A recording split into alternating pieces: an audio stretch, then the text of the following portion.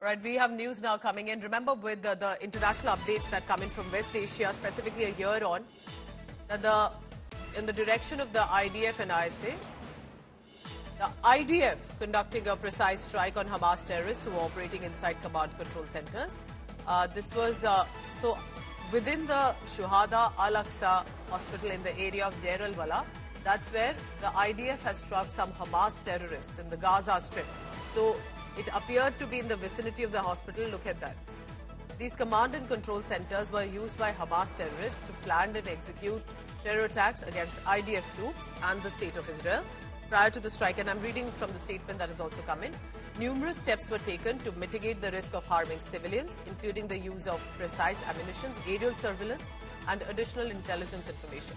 Further example of the Hamas terror organization's systematic abuse of civilian infrastructure in violation of international law.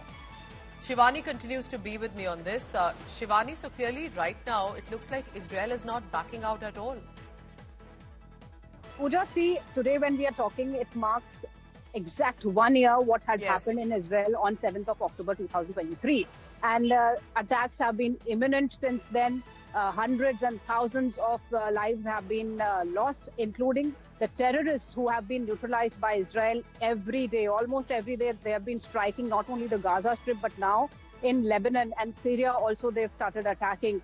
And this particular strike that has been conducted by the IDF, as they have brought out this in the statement, that there was a terrorist group of Hamas that was hiding close to a hospital. And that's what has been claimed by the IDF a number of times, Pooja, that most of these terrorists, the Hamas terrorists, they have been hiding in the places where the civilians live. They are hiding near the hospitals, schools, and that's why on the basis of inputs, on the basis of the intelligence, the IDF has been targeting these places, and this is one similar attack that has taken place. And these attacks seem to be continuous now since last 1 year.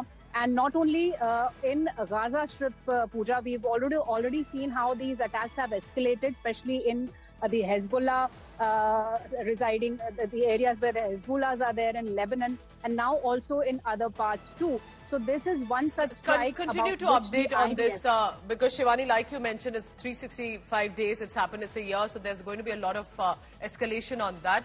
Remember, it was 1 year ago, specifically on this day, October 7th, when Hamas extremists invaded into Israel, killing over 1,000 civilians, innocent people, and many of them were brutally killed, even children and women.